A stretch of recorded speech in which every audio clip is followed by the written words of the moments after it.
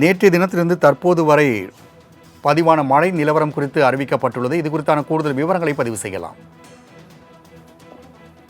வங்கக்கடலில் நிலவி வரக்கூடிய ஆழ்ந்த காற்றழுத்த தாழ்வு மண்டலம் இன்று புயலாக மாற இருக்கக்கூடிய நிலையில் தமிழகத்தில் ஒரு சில மாவட்டங்களில் அதிக கனமழை என்பது கடந்த 24 மணி நேரத்தில் பதிவாகி இருக்கிறது. அதே போல பல்வேறு மாவட்டங்களில் தொடர் கனமழை என்பது பெய்து வரக்கூடிய நிலையில் இன்றும் கனமழை முதல் மிக கனமழையும், ஒரு சில மாவட்டங்களில் அதிக கனமழைக்கான வாய்ப்பு இருக்கக்கூடும் என்றும் சென்னை வானிலை ஆய்வு மையம் தெரிவித்திருக்கிறது. அதே போல குறிப்பாக பார்த்தோம் என்றால் டெல்டா மாவட்டங்களில் அதிக கனமழைக்கான வாய்ப்பு இருக்கக்கூடும் என்று தெரிவித்திருக்கக்கூடிய நிலையில் கடந்த 24 மணி நேரத்தில் அதிகபட்சமாக நாகப்பட்டினத்தில் 16 சென்டிமீட்டர் மழை என்பது பதிவாகி இருக்கிறது. சென்னை மணலியில் 13 சென்டிமீட்டர் மழை என்பது பதிவாகி இருக்கிறது. குறிப்பாக இது கனமழை முதல் மிக கனமழைக்கான அளவாக பதிவாகி இருக்கிறது.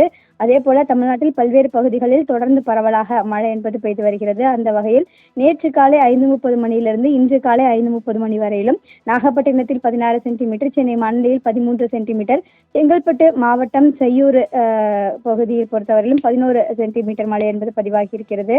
மாமல்லபுரத்தில் 10 சென்டிமீட்டர் மழை பதிவாகி இருக்கிறது. சென்னை புழல், பெருங்குடி உள்ளிட்ட பகுதிகளில் 7 சென்டிமீட்டர் மழை என்பது பதிவாகி இருக்கிறது. இந்நிலையில் அடுத்த 3 மணி நேரத்தை பொறுத்தவரையிலும் காலை 10 மணி வரையிலுமே 25 மாவட்டங்களுக்கு மழைக்கான வாய்ப்பு இருக்கக்கூடும் என்று தெரிவித்திருக்கிறார்கள்.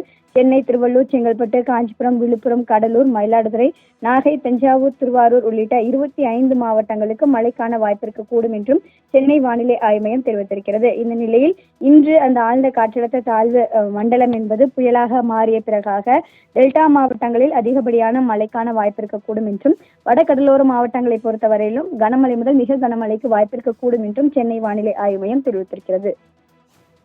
தகவலுக்கு நன்றி.